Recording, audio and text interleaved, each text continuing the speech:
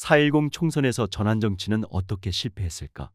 주요섭 밝은마을 생명사상연구소 대표. 오는 7월 12일 지리산 실상사에서 지리산 연찬이라는 이름으로 정치토론회가 열린다. 주제는 4.10 총선에서 전환정치는 어떻게 실패했을까? 이다. 성찰과 다시 전환정치의 모색이라는 부제가 붙어있다. 절집에서 정치토론이라니? 그런데 이미 실상사는 정치학교의 장이었다. 2021년 여름부터 3년간 문명전환의 정치를 내걸고 지리산 정치학교라는 이름으로 정치교육이 이루어졌다. 6회에 걸쳐 80여 명이 참석했다. 계절마다 지리산 연찬이 열린 지도 벌써 7-8년이 되었다. 때문에 주최 측에서는 이번에 열리는 정치토론이 지난 4년 전 봄부터 4.10 총선을 향해 열었던 문명전환 정치 연찬의 장을 마무리하는 자리라고 밝히고 있다.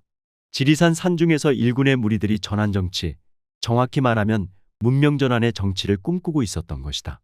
여기서 전환정치는 문명전환 정치와 체제전환 정치를 포함하는 중층적인 함의를 지니고 있지만 1차적으로는 양대 정당 중심의 정치판을 바꾸는 것을 뜻한다. 그러므로 여기서 실패란 바로 양당 지배질서 흔들기의 실패를 의미한다.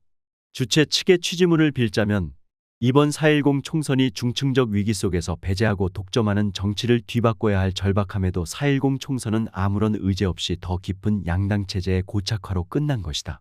양당 체제를 가로지르려 했던 제3지대 정치와 기후정치는 큰 울림 없이 사그러들었던 것이다. 그러므로 이번 토론회는 전환정치의 모색이나 비전 이전의 실패에 대한 성찰을 1차적인 목표로 한다. 4.10 총선에서 전환정치를 꿈꿨던 스스로를 성찰하려는 것이다. 그리고 성찰을 통해 우리 안의 잠재성과 가능성을 펼쳐 다시 전환정치를 상상하는 자리를 갖게 할 수 있는 힘을 기르려는 것이다. 문명전환 정치의 꿈은 아직 사라지지 않은 셈이다.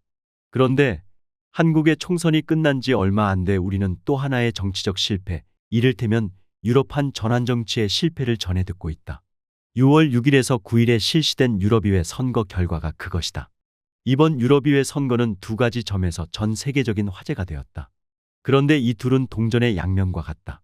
하나의 면에는 녹색정당이, 다른 한 면에는 극우정당이 있다. 중도우파가 일정한 세력을 유지한 가운데 극우정당은 약진하고 녹색정당은 추락하는 정반대의 자리바꿈이 일어난 것이다.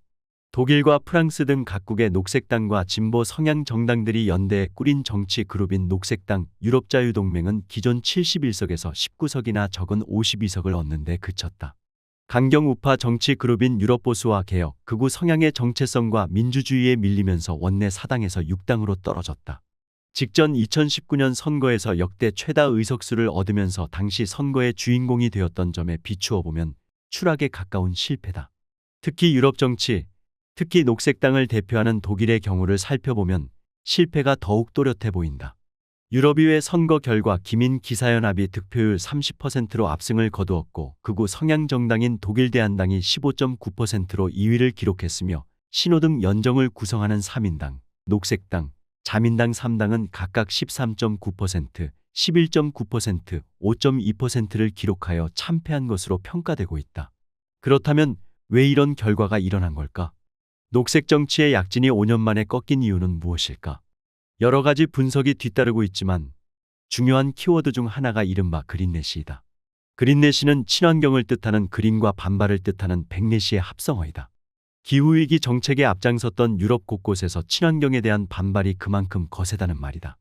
이른바 그린내시의 조짐은 이미 프랑스를 비롯한 유럽 전역에서 일어난 물가 상승과 환경규제에 항의하는 강력한 농민 시위 등을 통해서 드러난 바 있다. 요컨대 극우정당의 득세와 녹색정치의 추락의 배후에는 난민 문제와 함께 환경정책에 대한 반발이 있었다는 것이다. 물론 이번 유럽의회 선거에도 중도파가 어느 정도 중심을 잡고 있으므로 이번 실패가 그린딜 등 환경정책의 결정적인 후퇴로 이어지지는 않을 것으로 전망된다. 그러나 전 세계적으로 환경정책에 대한 반발과 부분적인 후퇴는 불가피해 보인다. 그것은 곧 기후목표의 실행 불가능성과 기후파국의 현실화를 의미하는 것이기도 하다. 그렇다면 어떻게 해야 하는가? 백내시의 백내시로 응전해야 하는 것일까?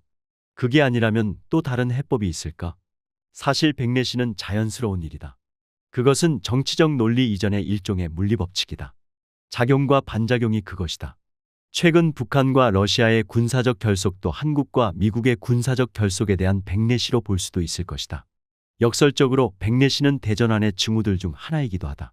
수천 수만 년 동안 지속되어 온 가부장적 지배 질서를 일거에 뒤집을 수는 없을 것이다.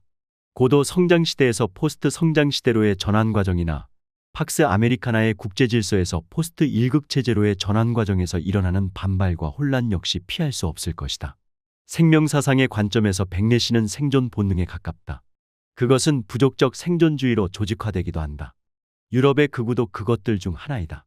그리고 이들은 다시 유권자인 인간 생명들의 생존 본능을 격발하며 생존주의 이데올로기의 자기 생산 체계를 구축한다. 생존주의는 한국의 사회학자 김홍중이 만든 말로 생명의 충동과 힘의 영역을 지칭하는 생존과 달리 생존이 조직된 주의와 지향된 가치가 되는 것을 말한다. 다시 말하면 물불을 가리지 않는 생존 투쟁 그 자체가 하나의 이념이 되고 세계관이자 믿음 체계가 되는 것을 말한다. 그리고 그것은 무리의 움직임이나 부족적 행동으로 나타난다. 태극기 부대나 유럽의 농민 시위, 반환경 반이민의 정치화도 넓게 보아 집합적 생존주의의 한 표현이라는 것이다. 요컨대 유럽 의회 선거에서의 극우의 승리는 백내시와 생존주의에 힘입은 결과라는 것이다. 그런데 이러한 생존주의는 사회 붕괴의 신호다. 생존주의란 만인에 대한 투쟁을 의미하기 때문이다. 문명이 만인에 대한 만인의 생존 투쟁을 넘어서 공존의 규칙과 규범을 제도화하는 것이라면 생존주의의 창궐은 문명 붕괴의 위기를 반증한다. 특히 서유럽은 1, 2차 세계대전을 겪으며 나름의 공존의 규범과 체계를 구축해왔다. 그런데 21세기의 4분의 1 분기에 즈음한 2024년 현재 서구 문명의 본고장에서 생존주의와 사회 붕괴의 위태로운 징후가 관찰되고 있는 것이다. 오늘날 생존주의적 쟁투는 나라마다 조금씩 양상은 다르지만 전 지구적 현상으로 읽힌다. 국내 정치의 현장에서도 국제 정치의 무대에서도 동시에 나타난다. 우크라이나와 러시아의 전쟁, 이스라엘과 하마스의 전쟁, 그리고 트럼프와 바이든의 정치투쟁에서 우리는 부족적 생존주의, 정치적 생존주의를 목격한다. 그러나 우리에게는 생존주의와 생존을 구분할 수 있는 능력이 있다. 이 점이 중요하다. 인간 생명은 살기 위해 굴신하고 또한 살기 위해 저항하지만 동시에 굴신하고 저항하는 자신을 자각하는 마음의 능력이 있다. 자신을 거울에 비추어 보고 생각을 생각하는 인간의 성찰 능력이 그것이다. 사회에도 그와 같은 성찰 능력과 그것을 뒷받침하는 체계들이 존재한다. 언론과 학문체계와 종교와 정치적 다양성 등이 그것이다. 21세기를 살아가는 우리에게는 선진조국이나 자유롭고 평등한 나라가 집합적 생존을 위한 이데올로기적 환상의 장치임을 자각하는 능력이 있다. 핵무기에 대해 핵무기로 맞서는 생존주의 국제정치에 굴복한다면 위태로운 상황에 빠질 수도 있다는 것을 한국 사회는 잘 알고 있다. 실상사라는 절집에서 열리는 지리산 연찬도 인간과 사회의 성찰 능력을 지지하고 고무하는 장으로 마련된 것이리라. 생존의 욕망을 인정하면서도 생존주의에 함몰되지 않는 차원 변화의 비전을 고대하고 있을 것이다. 그러나 성찰만으로 정치를 전환시킬 수 없다. 특별한 기술이 필요하다.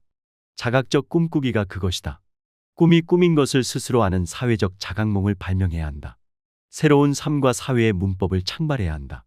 근대화의 꿈이나 민주화의 꿈에 비견되는 새로운 꿈의 공생체를 구성해야 한다.